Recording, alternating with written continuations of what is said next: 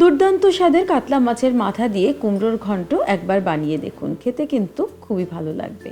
আগে থেকে নুন হলুদ মেখে রাখা মাছের মাথাগুলো ভালো করে ভেজে নিলাম। তারপর ফোড়নে দিলাম গোটা জিরে, কালো জিরে আর একটু কাঁচা লঙ্কা দিয়ে নেড়ে নিয়ে তারপর এর মধ্যে পেঁয়াজ কুচি দিলাম।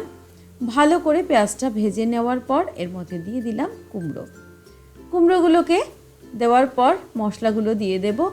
নুন, হলুদ, হাফ চামচ জিরে গুঁড়ো, হাফ চামচ ধনে গুঁড়ো দিয়ে ভালো করে কষিয়ে নেব। তারপর সামান্য একটু জল দিয়ে দেব। ঢাকা দিয়ে লো টু মিডিয়াম ফ্লেমে কুমড়োটা যতক্ষণ না সেদ্ধ হয় ততক্ষণ রান্না করে নিলাম। তারপর জলটা একটু শুকিয়ে গেলে এর মধ্যে মাছের মাথাগুলো দিয়ে দিলাম। মাছের মাথাগুলো দিয়ে আমি আরও 2 থেকে 3 মিনিট মতো ঢাকা দিয়ে রান্না করে নেব। এবার কিন্তু আমার কাতলা মাছের মাথা দিয়ে কুমড়োর ঘন্ট একদমই তৈরি। সব শেষে একটু গরম মশলা গুঁড়ো ছড়িয়ে দিলাম। আপনারা চাইলে একটু ঘিও দিতে পারেন।